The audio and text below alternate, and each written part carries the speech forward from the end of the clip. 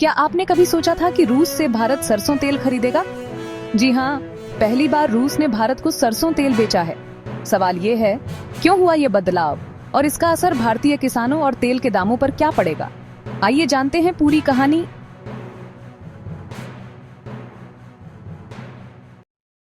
नमस्कार दोस्तों, आपका स्वागत है एडिबल ऑनिल न्यूज में। आज की बड़ी खबर अंतर्राष्ट्रीय बाजार से जुड़ी है। रूस ने पहली बार भारत को सरसों यानी रेपसीड तेल का निर्यात किया है। यह कदम भारतीय तेल उद्योग के लिए एक नया अध्याय खोल सकता है।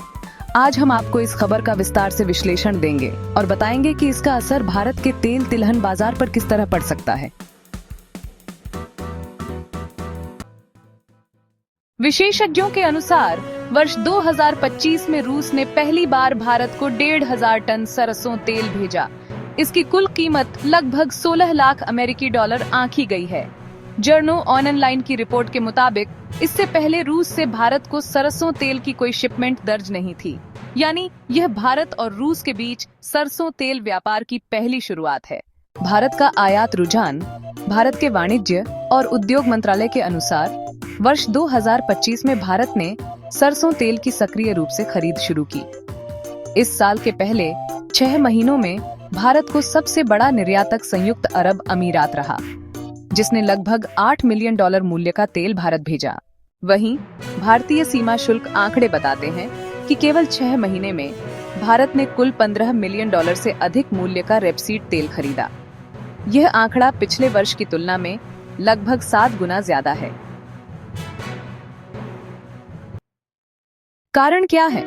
अब सवाल उठता है कि आखिर भारत सरसों तेल का आयात इतनी तेजी से क्यों बढ़ा रहा है? इसके पीछे कुछ बड़े कारण हैं। पहला, घरेलू उत्पादन की सीमाएं।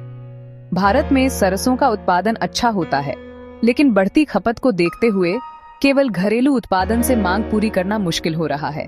दूसरा, अंतर्राष्ट्रीय बाजार में दाम और आपूर्ति की उपलब्धता। कई देशों ने भारत को बेहतर दाम पर सप्लाई ऑफर किया है, जिससे आयात सस्ता और आसान हो गया। तीसरा, उपभोक्ता मांग। शहरी और ग्रामीण दोनों क्षेत्रों में सरसों तेल की खपत बढ़ रही है। खासकर स्वास्थ्य के लिहाज से इसे अधिक शुद्ध और सुरक्षित तेल माना जाता है। रूस की एंट्री का महत्व। अब बात करते हैं रूस की।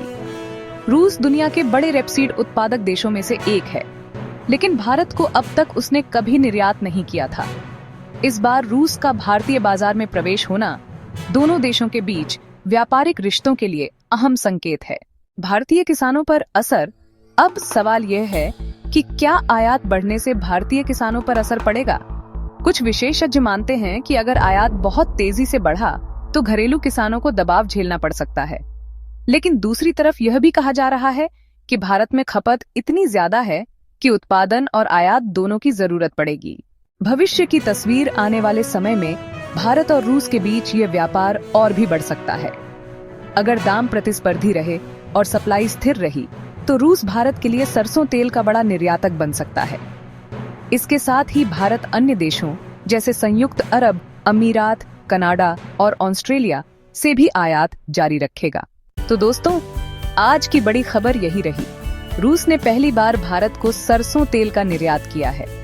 ये सिर्फ एक व्यापारिक सौदा नहीं, बल्कि भारत के तेल तिलहन बाजार के लिए एक नई दिशा भी है। आपको क्या लगता है?